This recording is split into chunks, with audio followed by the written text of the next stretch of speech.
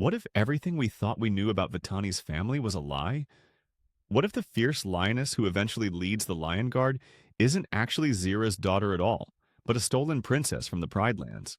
The evidence has been hiding in plain sight throughout The Lion King 2, and once you see it, you can't unsee it. Let's start with the most obvious clue, Vitani's appearance. Take a close look at her next to Zira, and something immediately stands out.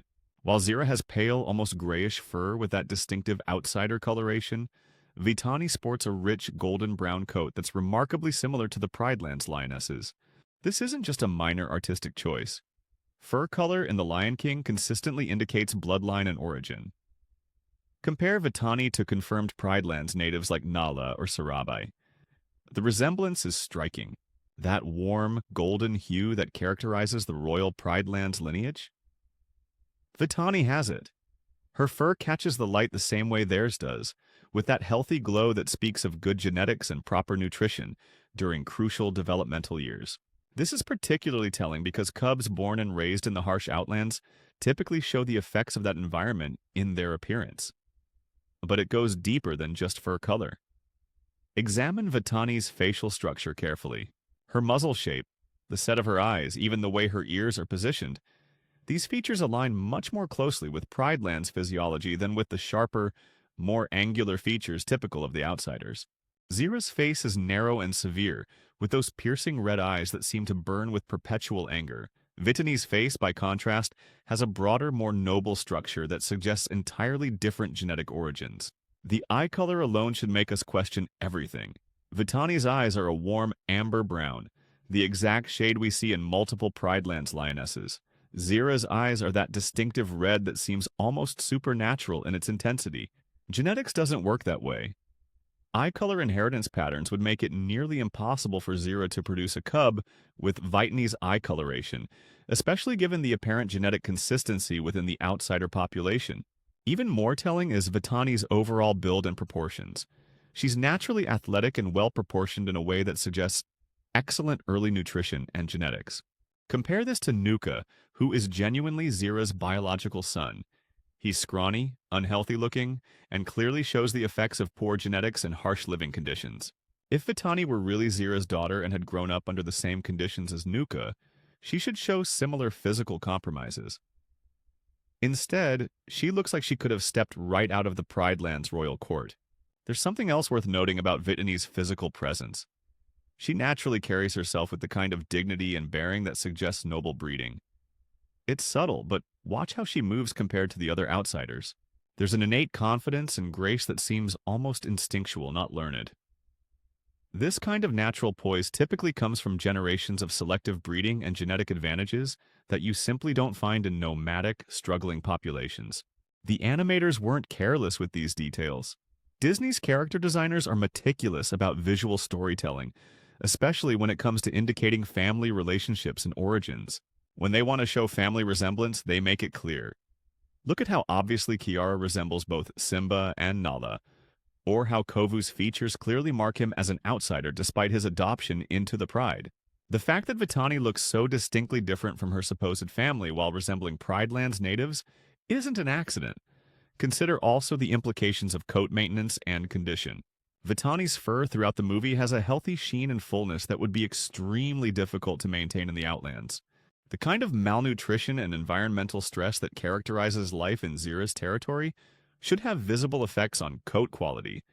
Yet Vitani consistently appears as healthy and well-groomed as any Pridelands lioness. This suggests either vastly superior genetics or early development in much better conditions than the Outlands could provide.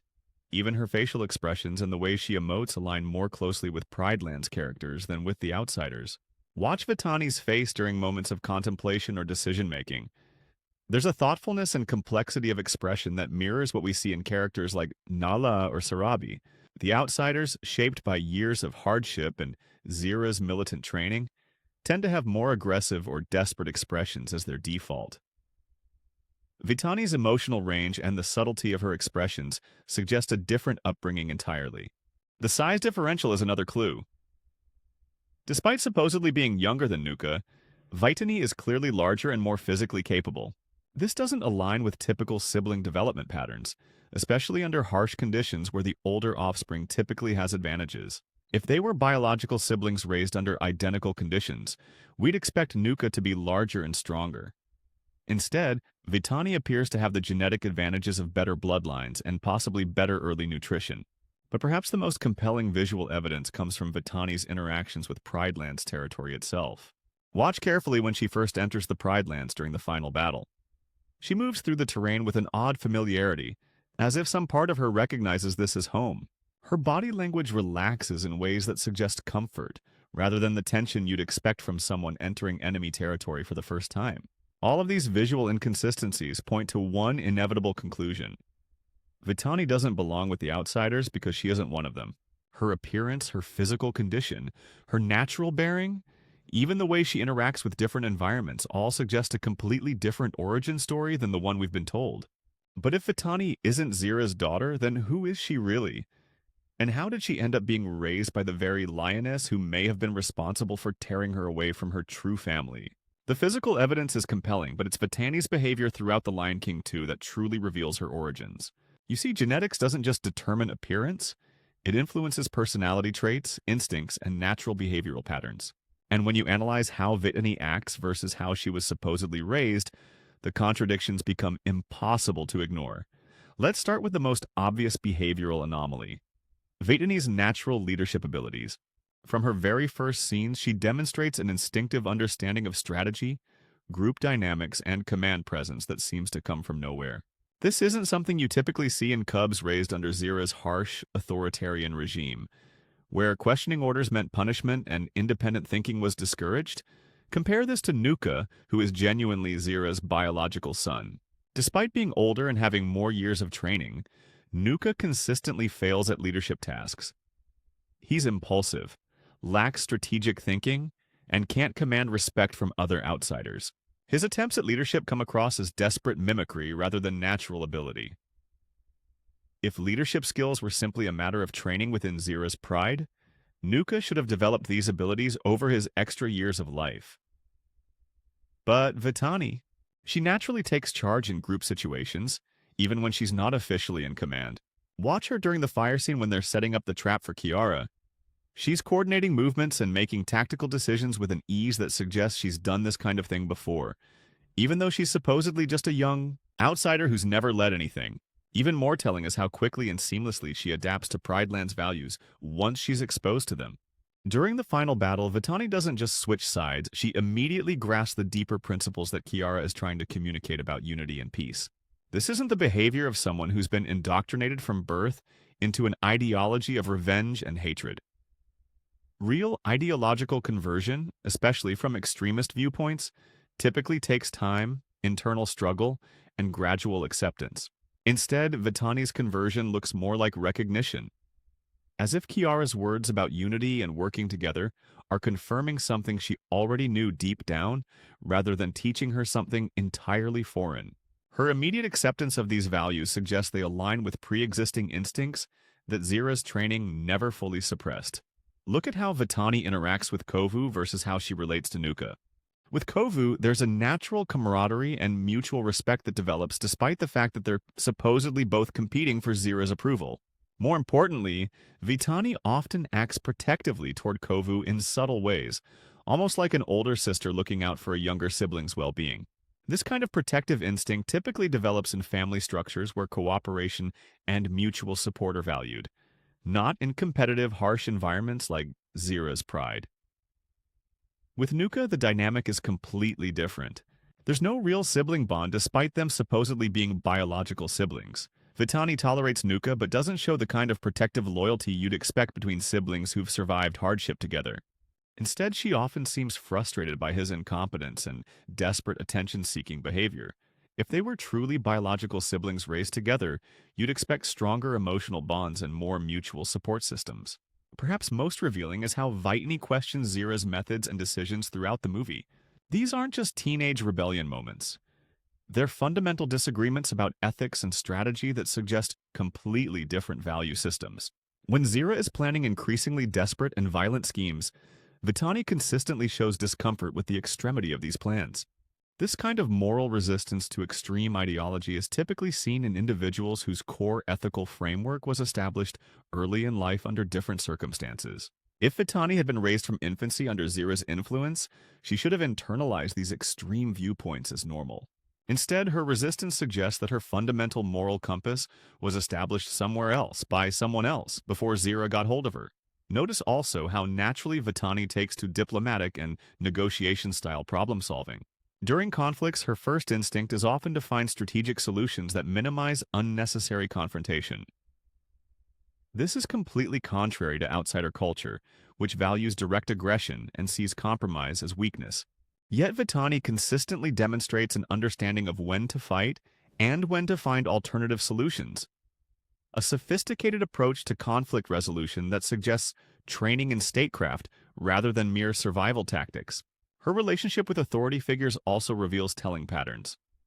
With Zira, Vitani shows compliance but not genuine respect or emotional connection.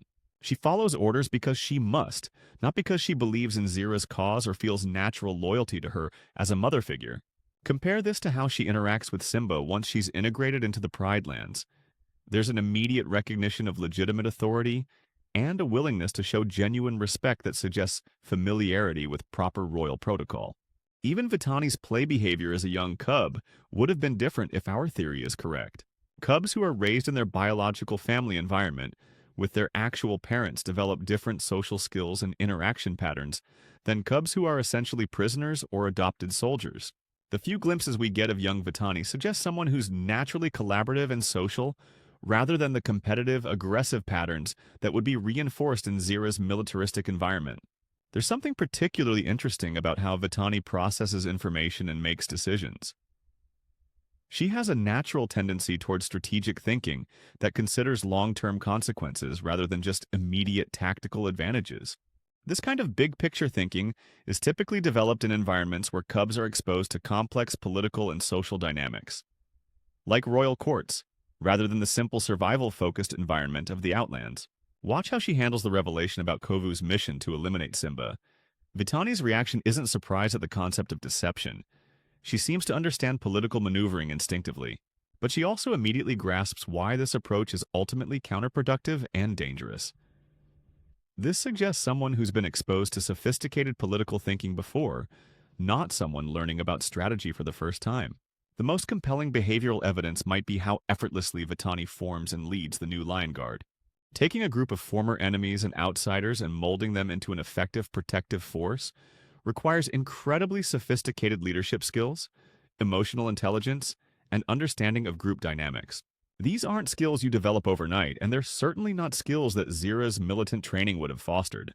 Instead, Vitani's success with the Lion Guard suggests someone who understands service, duty, and protective responsibility at a fundamental level.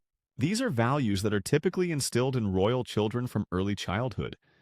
The understanding that strength exists to protect others, not just to dominate them. But perhaps the most telling behavioral pattern is how comfortable Vitani becomes in the Pridelands, and how quickly she adapts to its social structures and unwritten rules. There's no learning curve, no period of adjustment that you'd expect from someone entering a completely foreign culture. Instead, she seems to be remembering how to behave rather than learning new behaviors. These aren't learned behaviors adapted to new circumstances. They're ingrained instincts finally finding their proper expression after years of suppression under Zira's harsh regime. Every aspect of Vitani's personality and natural behavioral patterns points to one conclusion. She was raised somewhere else entirely during her crucial early development years, somewhere that valued cooperation, strategic thinking, and ethical leadership. The question now becomes, where did these instincts come from, and when exactly did Zira acquire her? Now that we've established the visual and behavioral evidence pointing to Vitani's foreign origins, we need to determine exactly when and how Zira could have acquired her.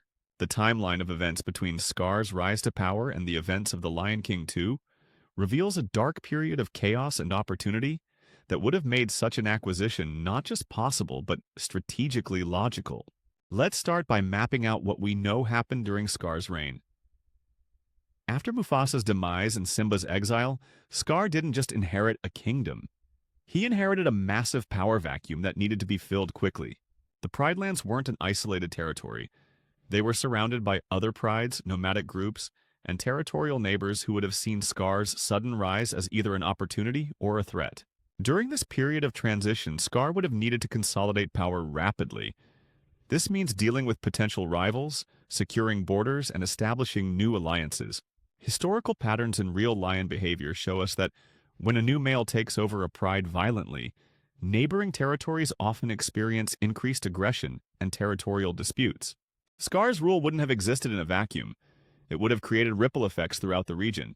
Here's where Zira enters the picture. We know from The Lion King 2 that she was one of Scar's most devoted followers, but the movie doesn't explain how or when she joined his pride. Given her intense loyalty and her position as one of his most trusted allies, she likely came into Scar's service during these early, chaotic days when he was still establishing control and needed reliable enforcers. Zira's role during Scar's reign appears to have been more than just a devoted follower. She was likely one of his primary agents for dealing with external threats and opportunities.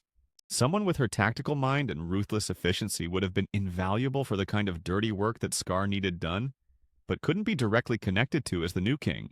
This brings us to a crucial period that the movies gloss over: the approximately year-long gap between Scar's takeover and when the Pride lands began showing serious signs of decline. During this window, Scar would have been actively working to secure his position and eliminate potential challenges to his rule. This would have included dealing with loyalist factions from neighboring prides who might have supported Mufasa or who might shelter potential rivals.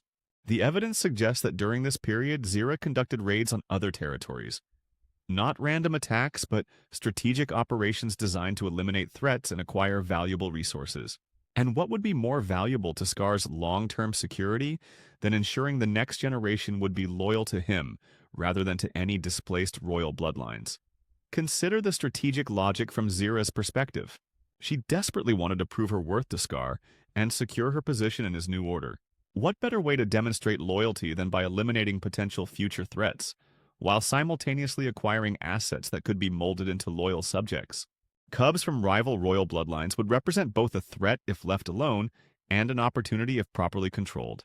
The timing for Vitani's acquisition becomes clearer when we consider her apparent age relative to the other characters. Based on her size and development in the flashbacks, Vitani would have been a very young cub, probably weaned but still dependent, during this critical period of Scar's early reign. This is the perfect age for acquisition from a strategic standpoint. Old enough to survive separation from birth parents, but young enough for psychological conditioning to be effective. But here's where the timeline reveals something particularly damning about Zira's methods. The raids that likely brought Vitani into Zira's possession wouldn't have been simple kidnapping operations. They would have been systematic elimination of entire bloodlines that posed potential threats to Scar's rule. Zira wouldn't have just taken Vitani. She would have ensured that no adult survivors remained to mount rescue operations or future challenges. This pattern of acquisition explains several puzzling aspects of the outsider pride composition. Look at the age demographics of Zira's followers. There's a notable absence of older generation lions who would typically provide wisdom and historical memory in a normal pride structure. Instead, the outsiders consist primarily of lions who would have been young adults or cubs during Scar's rise, suggesting systematic elimination of older, potentially problematic individuals. The strategic value of acquiring cubs from multiple bloodlines becomes apparent when you consider Scar's long-term planning. By controlling representatives from various royal or noble lineages, Zira could maintain leverage over different territories and populations. Each stolen cub represented not just a future asset, but also the elimination of a potential rival claim to leadership. This explains the curious diversity within Zira's adopted family. Kovu, Vitani, and even Nuka, despite being Zira's biological son, all show distinctly different physical characteristics and capabilities that suggest varied genetic backgrounds. This wasn't coincidence. It was deliberate collection of different bloodline advantages to serve Scar's interests. The timeline also reveals why Vitani's true origins were so thoroughly concealed. By the time she was old enough to ask questions about her past, the Pride lands had fallen into decline. Communications between territories had broken down, and any surviving witnesses to her acquisition would have been scattered or eliminated. Zira had years to construct false narratives and ensure that Vitani's early memories were either suppressed or reinterpreted. But the most revealing aspect of this timeline is how it aligns with what we know about the broader political situation. The Pride Lands weren't the only territory affected by the chaos following Mufasa's overthrow. Neighboring prides would have experienced their own upheavals as the balance of power shifted. Some would have been weakened by attacks, others would have been destabilized by refugee influxes, and many would have simply collapsed under the environmental pressures that affected the entire region. This creates the perfect storm of conditions for acquiring displaced cubs. Weakened prides, scattered survivors, territorial chaos, and environmental decline would have created numerous opportunities for someone like Zira to acquire cubs from noble bloodlines without leaving obvious traces of the operations. The evidence suggests that Vitani was likely acquired during a raid on a pride that had maintained loyalty to Mufasa's legacy, or that posed some form of territorial threat to Scar's expanded influence. The systematic nature of her psychological conditioning and the thoroughness with which her origins were concealed suggests this wasn't a crime of opportunity but a carefully planned operation. Consider also the geographic implications. The Pride Lands are established as being in a central location with multiple neighboring territories. During Scar's reign, control over this central territory would have provided strategic advantages for projecting power into surrounding areas. Zira's raids wouldn't have been limited to immediate neighbors. They could have ranged far enough to acquire cubs from distant territories where discovery and retaliation would be unlikely. This explains another puzzling aspect of Vitani's story: how completely her origins were erased. If she had been taken from a nearby pride, there would be survivors, witnesses, and ongoing connections that would make concealment difficult. But if she was acquired from a distant territory during a raid that eliminated all adult witnesses, the concealment becomes much more feasible. The timeline reveals that Zira didn't just stumble upon Vitani, she deliberately selected and acquired her as part of a broader strategy of control and elimination. This wasn't random violence or opportunistic kidnapping. It was systematic collection of valuable bloodline assets combined with elimination of potential threats. But if our timeline analysis is correct, then we need to ask the next crucial question. Which specific pride or royal bloodline did Vitani originally belong to? And why was she considered valuable enough to risk such a dangerous acquisition? Operation? The evidence we've compiled points to one stunning conclusion. Vitani isn't just from a different pride. She's from royal bloodlines that may rival or even surpass the Pride Land's own noble heritage. The behavioral patterns, natural leadership abilities, and instinctive understanding of statecraft that she displays aren't just the result of good genetics. They're the product of generations of selective breeding and royal upbringing that was brutally interrupted by Zira's calculated acquisition. Let's examine the specific indicators that reveal Vitani's true heritage. First, consider her natural understanding of royal protocol and diplomatic procedures. When she finally integrates into the Pride Lands, there's no learning curve for understanding how to interact with established authority structures. She immediately grasps concepts like chain of command, ceremonial behavior, and the subtle social dynamics that govern royal courts. This isn't something you pick up from observation or casual exposure. Royal protocol is typically taught from early cubhood through deliberate instruction and constant practice. The fact that Vitani demonstrates this knowledge suggests she received formal early training in a royal household before her acquisition by Zira.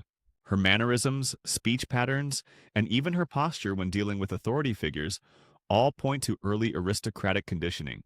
But perhaps the most telling evidence comes from how other lions instinctively respond to her authority. Watch carefully during the scenes where Vitani interacts with various Pride Lands inhabitants.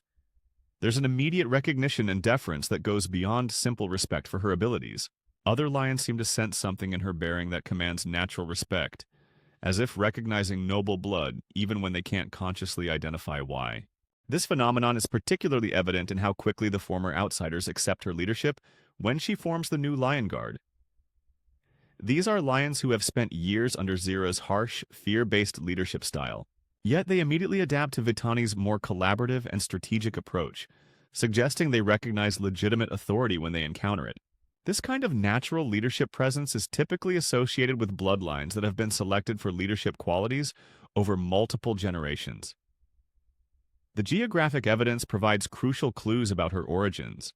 Based on her physical characteristics and behavioral patterns, Vitani likely comes from one of the established royal houses that controlled territories adjacent to the Pride Lands. The Lion King universe hints at a broader network of royal families and established kingdoms, beyond what we see in the main movies. Vitani's sophistication suggests she came from one of these established royal courts rather than from a simple territorial pride. Her strategic thinking patterns offer another window into her heritage. Vitani doesn't just think tactically, she demonstrates an understanding of long-term political consequences and multi-generational planning that suggests exposure to high-level statecraft from an early age. This kind of sophisticated political education is typically reserved for heirs to significant territories and wouldn't be wasted on minor nobility or ordinary pride members. Consider also her instinctive understanding of alliance building and diplomatic solutions. When conflicts arise, Vitani's first instinct is often to seek win-win solutions that strengthen overall stability rather than simply achieving immediate victory. This approach to problem-solving is characteristic of royal bloodlines that have maintained power through sophisticated political maneuvering rather than just brute force. The evidence suggests that Vitani may have been the heir apparent to a significant kingdom that posed either a territorial threat or a legitimacy challenge to Scar's expanding influence. Her acquisition wouldn't have been random. Zira would have specifically targeted her because of her strategic value as both a future threat and a potential asset. This theory gains support when we examine the timing and sophistication of Zira's conditioning techniques. The psychological manipulation required to make a royal heir forget her true identity and accept an oppressive new family structure would require extensive knowledge of royal family dynamics and noble psychology. Zira's success in this endeavor suggests she had detailed intelligence about Vitani's original family structure and early training. But here's where the evidence becomes particularly compelling. Vitani's natural diplomatic instincts and her ability to bridge different cultural groups. During the integration of the former outsiders into the Pride Lands, she serves as a natural mediator who understands both cultures and can facilitate communication between them. This kind of cross-cultural diplomatic skill is typically developed in royal courts that maintain relationships with multiple neighboring kingdoms. The sophistication of her strategic thinking also points to royal education. Watch how she approaches the formation of the new Lion Guard. She doesn't just select the strongest or most loyal individuals. Instead, she creates a balanced team that represents different strengths and backgrounds, showing an understanding of how diverse capabilities can be combined for maximum effectiveness. This level of strategic personnel management suggests formal training in leadership and administration. Her instinctive understanding of justice and fair governance provides another clue to her heritage. Vitani consistently demonstrates an internal moral compass that values fairness, protective responsibility, and service to others over personal advancement. These aren't values that develop naturally in harsh survival environments. They're the product of royal education that emphasizes duty and service as the foundations of legitimate authority. The evidence also suggests that her original kingdom may have had strong traditions of female leadership, or at least gender equality in royal succession. Vitani's confidence in her own authority and her expectation that others will recognize her leadership capabilities suggests she was raised in an environment where female leadership was normal and respected, not exceptional. This raises fascinating questions about the broader political landscape during Scar's reign. If Vitani came from a kingdom with established traditions of strong female leadership, her acquisition may have been part of a broader pattern of eliminating political systems that could serve as alternative models to Scar's authoritarian approach. The geographic implications become clearer when we consider trade routes and political alliances that would have existed before Scar's rise. The Pride Lands' central location suggests they were part of a broader network of interconnected kingdoms and territories. Vitani's origins likely trace to one of these allied or neighboring royal houses that maintained diplomatic and possibly familial connections with Mufasa's line. This connection explains another puzzling aspect of her story: how naturally she fits into the Pride Lands' social structure and political system. If her original kingdom shared cultural values and governmental approaches with the Pride Lands, her integration wouldn't represent adaptation to foreign concepts, but rather a return to familiar systems and values. The evidence points to a tragic irony at the heart of Vitani's story. Zira, in her desperate attempt to serve Scar's interests, may have unknowingly acquired and raised the very heir who would eventually restore the values and systems that Scar had tried to destroy. Vitani's true nature couldn't be permanently suppressed because it was rooted in generations of royal breeding and early conditioning that went deeper than Zira's psychological manipulation. But if Vitani is indeed displaced royalty from a neighboring kingdom, this raises profound questions about the broader impact of Scar's reign and the extent of the political chaos that followed Mufasa's overthrow. How many other kingdoms fell? How many other royal lines were eliminated? And most importantly, what does this mean for understanding the true scope of the restoration that occurs at the end of The Lion King 2? When we synthesize all the evidence, visual, behavioral, timeline, and bloodline analysis, a clear picture emerges that fundamentally changes how we understand not just Vitani's character, but the entire scope of Scar's reign and its lasting consequences. Vitani isn't just an outsider who found redemption. She's a displaced princess who finally returned home after years of exile in her own stolen life. This revelation reframes her entire character arc in The Lion King 2. What we initially interpreted as character growth and moral awakening was actually the gradual emergence of her true nature, despite years of psychological conditioning. Every moment where Vitani questions Zira's methods, every instance where she shows natural leadership, every time she demonstrates instinctive nobility, these weren't learned behaviors or personality development. They were suppressed royal instincts, finally breaking through the false identity that had been imposed upon her. The tragic irony becomes overwhelming when you realize what Zira actually accomplished. In her desperate attempt to serve Scar's legacy and secure power for his chosen heir, she unknowingly raised and trained the very individual who would eventually embody everything Scar had tried to destroy. Vitani's natural sense of justice, her collaborative leadership style, her instinctive protection of the weak. These are precisely the royal values that Scar's authoritarian regime was designed to eliminate. Consider how this changes our understanding of her relationship with Kiara and the royal family. The immediate connection and mutual respect between Vitani and Kiara isn't just about shared values or character growth. It's about one royal recognizing another. When Kiara speaks about unity and working together during the final battle, Vitani's instant acceptance makes perfect sense. She isn't learning new concepts. She's remembering the principles she was raised with before her world was shattered. This theory also explains the seamless transition when Vitani forms the new Lion Guard. The speed and effectiveness with which she assembles and leads this diverse group isn't just natural talent. It's the application of royal leadership training that was temporarily suppressed but never truly forgotten. Her understanding of how to balance different personalities, her strategic approach to team building, her instinctive grasp of protective responsibility, all of these reflect formal education in statecraft and military leadership. The implications extend far beyond Vitani herself. If our analysis is correct, then Scar's reign involved systematic elimination of multiple royal bloodlines and established kingdoms throughout the region. Vitani's acquisition was likely just one operation in a broader campaign of political consolidation that reshaped the entire regional power structure. The chaos and environmental decline we see during Scar's rule may have been just the visible symptoms of a much larger political catastrophe. This raises disturbing questions about the true scope of the restoration that occurs at the end of The Lion King 2. When Simba welcomes the former outsiders into the Pride Lands, he's not just ending a local conflict. He's potentially providing refuge for the scattered survivors of multiple destroyed kingdoms. The integration of these displaced populations represents a massive reconstruction effort that goes far beyond simple reconciliation. But perhaps the most profound implication concerns the nature of identity and belonging. Vitani's story suggests that core identity, the deep psychological patterns that define who we are, may be more resilient than we typically assume. Despite years of conditioning in an environment that rejected everything she originally represented, her fundamental nature eventually reasserted itself. This speaks to something deeper than just genetics or early environment. It suggests that royal identity involves psychological patterns that persist even under extreme pressure. The evidence also forces us to reconsider Zira's motivations and methods. Her sophisticated understanding of royal psychology, her ability to successfully condition a noble heir, her strategic thinking about bloodline acquisition.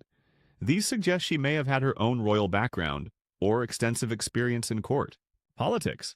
You don't develop this level of expertise in manipulating nobility without significant exposure to noble culture and psychology. This possibility opens another troubling dimension to the story. If Zira herself was displaced royalty who turned to serving Scar as a survival strategy, then Vitani's conditioning represents not just psychological manipulation, but a form of intergenerational trauma transmission. Zira may have been recreating in Vitani the same psychological devastation that was inflicted upon her during her own displacement. The geographic implications also deserve consideration. If Vitani represents just one example of Scar's systematic elimination of regional royal houses, then the Prideland's central location takes on new significance. Rather than just being a prosperous kingdom, they may have been the hub of a broader network of allied royal houses that provided regional stability and cultural continuity. Scar's actions would have destroyed not just individual kingdoms, but an entire political and cultural system. This theory also explains some puzzling aspects of the sequel's political dynamics. The speed with which various animal species accept the new integrated social structure suggests they may be returning to familiar patterns rather than adapting to entirely new concepts. If the pre-Scar regional system involved extensive cooperation between different kingdoms and species, then the restoration represents a return to established norms rather than revolutionary change. But we need to address potential counter-arguments to strengthen this theory. Some might argue that Vitani's abilities could simply represent exceptional natural talent rather than royal breeding and training. However, the combination of specific skills, diplomatic protocol, strategic planning, cross-cultural mediation, team leadership, and political psychology is too comprehensive to be explained by random genetic gifts. This particular combination of capabilities is characteristic of formal royal education. Others might question whether the evidence is sufficient to support such a dramatic conclusion. But consider this. Every single aspect of Vitani's presentation, physical appearance, behavioral patterns, natural instincts, leadership capabilities, moral framework, and social adaptability, points in the same direction. The consistency of the evidence across multiple domains makes coincidence extremely unlikely. The most compelling support for this theory may be how it explains previously puzzling elements of the story. Why does Vitani adapt so quickly to Prideland's culture? Why do other characters instinctively defer to her authority? Why does she demonstrate such sophisticated understanding of complex political dynamics? Why does her leadership style differ so dramatically from anything she could have learned in Zira's Pride? The royal heritage theory provides unified answers to all these questions. This revelation also recontextualizes the ending of The Lion King 2 in fascinating ways. When Simba declares that we are one, he may be speaking more literally than anyone realizes. If Vitani and potentially other former outsiders represent displaced royal bloodlines, then the integration isn't just about forgiveness and acceptance. It's about reuniting scattered members of an extended royal family that was deliberately fragmented by Scar's systematic campaign of elimination. The formation of the new Lion Guard under Vitani's leadership takes on additional significance in this context. Rather than just being a new protective force for the Pridelands, it may represent the restoration of a regional security system that maintained peace and stability across multiple kingdoms before Scar's rise. Vitani's natural understanding of how to coordinate diverse groups and maintain territorial stability suggests she's drawing on institutional memory from a much larger political system.